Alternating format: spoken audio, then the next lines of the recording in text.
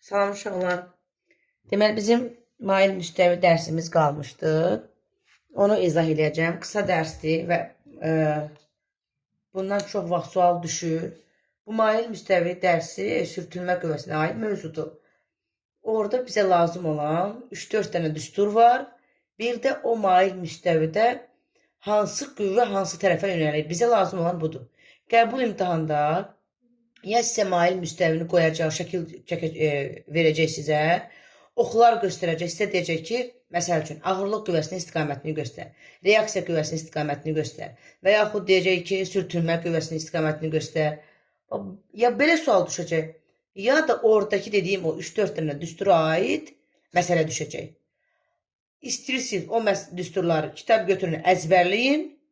Yox, əzbərləmək istəmirsiniz. Mən sizə o düsturlar hardan çıxarılır, necə çıxarılır deyirəm sizə. Diqqətlə qulaq asırsınız. Mail müstəvi. Maili deyirlər, o maili vəziyyətdə. Maili müstəvi bizim dediyimiz maili bu deyil. Yəni düz sanki maili durub da, buna elə deyirlər. Ustalar deyirlər, maili şəkildə, nə bilim, nə belə. Maili müstəvidir. Biz bunu bir üçbucaq kimi nəzərdə tutacağıq. Fizikada mail müstəvi budur. Üçbucaqdır. Üçbucaq görən kimi bu nə deməkdir? Maili müstəvidir. Bax, bizim cisim bu mail burada durur. Belə bir cisim verəcək bizə. Sonra maili müstəvinin hündürlüyü buradır. Uzunluğu isə bu xətdir. L. Bu xət. Buradan bura qədər uzunluqdur. Məsəl üçün, burada A yazsam, burada B yazsam, burada C yazsam üçbucaq. Hündürlük olur BC, mail müstəvinin hündürlüyü. Mail müstəvinin uzunluğu isə AB'dir. Bu belə. İndi uşaqlar, əsas məsələyə gəlir. Burada qüvvələrin istiqamətini göstərməyi deyirəm sizə, qulaq asın. Baxın, adi biz belə müstəvidə şəkil çəkirdim, belə bir dənə cisim görünür. Bu cismə biz deyirdik ki, ağırlıq qüvvəsi təsir eləyir, yuxarı reaksiya qüvvəsi təsir eləyir. Bu cisim belə dartıramsa, bu dartı qüvvə idi. Dartı isə bu tərəfə varsa, sürtünmə də burada yaranırdı. Biz bunları keçdik uşaqlar, biz bunları bildik. İndi eyni ilə bunları biz mail müstəvidə eləyirik. Və proyeksiyaları ayırmağını da mən sizə demişəm, sinusla, kosinusla. Həmişə bucağa yaxın olan, bucağın qonşusu olur kosinus. Bax,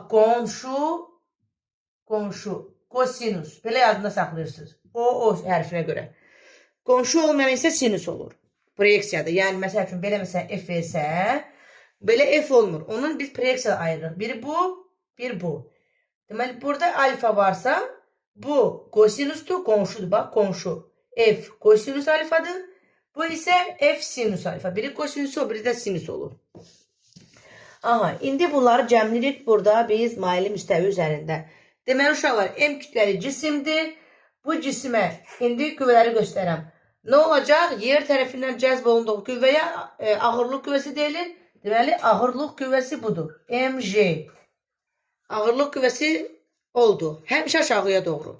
Mail müstəvidə ağırlıq qüvvəsini göstərdirsə, belə göstərirsiniz. İndi orada bir dənə də qüvvə var, onunla qarışdırmırsınız. İndi uşaqlar, yuxarı doğru isə nə qüvvəmiz var idi? N.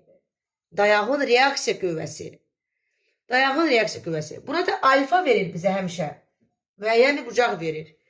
İndi baxın, bu mg, bu cismə perpendikulyar deyil, əyridir. Sanki bir bucaq altındadır. Burada həmin bir bucaq var. Bax, sanki bu F belə bir əyri kimi gəlir. Əyri kimi gəlib. Əyri gəndə biz nə edirdik? 2 dənə proyeksiya ayırdıq. Bax, bu mg-ni mən 2 dənə proyeksiya ayırıram. Biri budur. Bax, biri budur. Burada da bucaq. Bu bucaq bu bucağına bir-birinə bərabərdir. Həndəsədən bilirsiniz. Deməli, burada alfa var. Burada alfa varsa, bax, bu qüvvənin proyeksiyaları hansılar olur? Biri bu olur. Uşaqlar, diqqətlə baxın. Biri bu olur, biri də bu olur. Baxın, sanki bunu çəkdim də. Bu F-dir, bir proyeksiyası budur, bir proyeksiyası budur. Bax, burada elə çəkmişəm.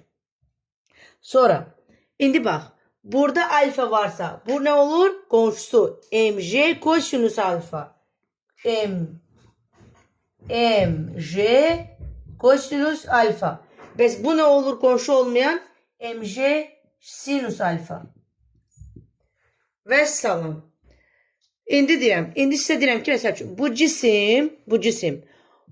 cisim bu tərəf, yəni durduğu yerdə mən bunu dartmasam belə, bu cisim, burada cisim dursa öz-özünü sürüşəcək də, elə deyil. Bu cisim aşağı sürüşüb gəlirsə, sürtünmə harada yaranacaq? Bunun əksinə. Burada da olacaq F sürtünmə.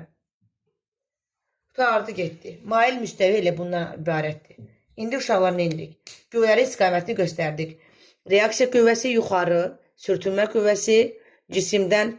İndi o baxır hərəkətə. İndi elə məsələlər var ki, deyir, bu normal vəziyyətdə belədir. Sürtünmə qüvvəsi bu hərəkətdə olmasa belə, bu sürüşəcək. Bu öz-özünə göyə çıxmayacaq ki, yox. Sürüşəcək.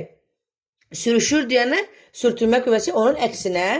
Sonra mj ağırlıq qüvvəsi aşağı. Onun bir də toplananı isə yenə aşağı mj kosinüs alfa. Sonra burada mj sinüs alfa. Bucaqlar bunlar. İndi baxırıq düsturlara. Çox rahatdır əslində. Yeni bir mövcud deyənə çətin gələ bilər, amma rahat. Başa düşsəz rahat olacaq. İndi baxın uşaqlar. Həmişə nə deyirik? Sağla sol və ya yuxarı ilə aşağı qüvvələr bir-birini tarazlaşdırmalıdır.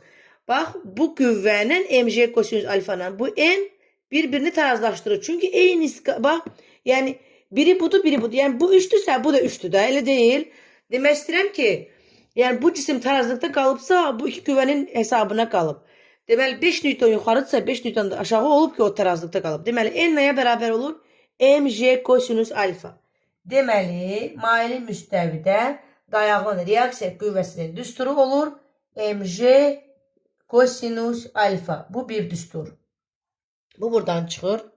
Sonra, indi gəlir nə? Ümumiyyətlə, sürtünmə məsələlərdə verir ki, maili müstəvidir. Amma deyir ki, sürtünmə qüvvəsi nəzərə alınmır. Sürtünmə qüvvəsi nəzərə alınmırsa uşaqlar, bu yoxdur sanki. Sadəcə bu qüvvə var. mj sinüs alfa. mj sinüs alfa bərabərdir ma.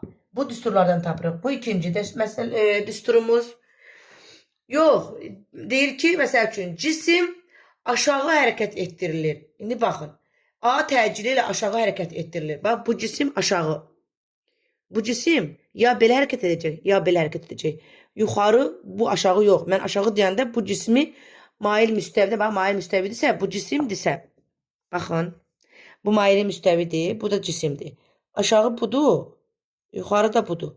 Yəni, bu maili müstəvidə cisim öz-özünə ya belə hərəkət edə bilməz yuxarı, ya da bu aşağı hərəkət edə bilməz. Aşağı bu deməkdir, yuxarı isə bu deməkdir. İndi desəm ki, sizə A təcili ilə aşağı hərəkət eləyir, nə inəyəcəm? Deməli, mənim qalib qüvvəm hansıdır?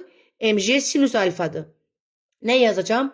mj sinüs alfa çıx, F sürtünmə bərabərdir ma. Və yaxud deyirəm ki, cisim A təcili ilə yuxarı qalxır. A təcili ilə yuxarı qalxır olanda uşaqlar, deməli, yuxarı qalxırsa sürtünmə burada yaranacaq. Xeyr. Yuxarı qalxır şərt üzü dəyişəndə mənim sürtünmə qüvvəm də olacaq bu tərəfə. F sürtünmə. Və məsələdə deyir ki, dartı qüvvəsi ilə yuxarı qalxır. Deməli, mən nə yazacağım? Bu F dartı olsa. Nə yazacağım? Bax, iki qüvvə eynidir.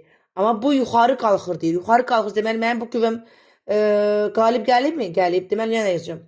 F dartı çıxılsın. F sürtünmə üstə gəl mj sinüs alfa, ikisi də eyni istiqamətdədir. Bərabərdir ma. Bu belə. Başa düşdünüz? Yəni, bu qalib yuxarı çıxır deyəndə, deməli, yuxarı qalibdir. Yuxarı qalibdirsə, deməli, yuxarıdan çıxıram bu ikisinin cəmi bərabərləşdirəm ma-ya. Sonra, indi var F sürtünmə qüvvəsinin düsturu nədir? Bax, sükunətdə olan sürtünmə qüvvəsinin düsturu F sükunət bərabərdir mj sinüs alfa. Bu üçüncü düstur görsənirmi? Bu hardan çıxır uşaqlar? Deyirəm sizə. Baxın, sükunətdədirsə, bunu təzdən silirəm. Bu cisimdir ki, yəni dayanıb, sürüşmür. Sürüşmürsə, bu nəyin hesabına dayanıb? Baxın, bu cisim burada da hərəkət etmirsə, deməli bu tərəfdə bir qüvvə var ki, sükunət qüvvəsi var ki, burada sürüşüb onu dayandırıb. Deməli bu qüvvə buna bərabər olub ki, bayaq da demək bununla bu bir-birinə bərabər götürdüm burada. Bu burada dayanıb. İndi də burada deyirəm. Ancaq sükunət qüvvəsi var. Bax bu cisim burada hərəkət eləmirsə, deməli bu sürüşə bilmirsə, buradakı sükunət sürtünmə qüvvəsinin hesabına o dayana bilib. Ona görə bu qüvvə buna bərabərdir. F sükunət bərabərdir. mg sinus alfa. Bu düstur oradandır. Qaldı bir dənə sürtünmə qüvvəsinin düsturu.